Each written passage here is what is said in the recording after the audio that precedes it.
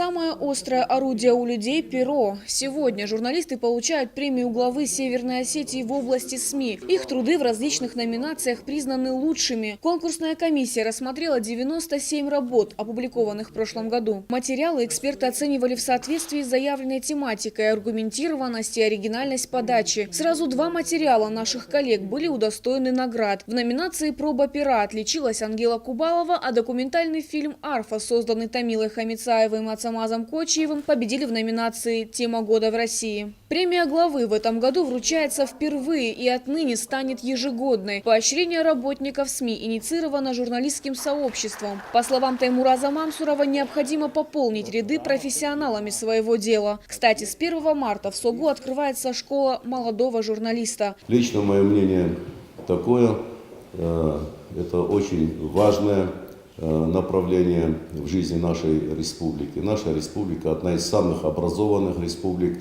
Это даже не заслуга нашего с вами поколения. Мы просто наследники этой большой и хорошей репутации. Нам нужно стараться держать этот уровень высоко. Образованное общество очень требовательно к тому, что оно видит, слышит и что читает. Поэтому быть понятым и попасть в поле зрения в хорошем смысле такого образованного сообщества, это значит, надо очень много работать над собой.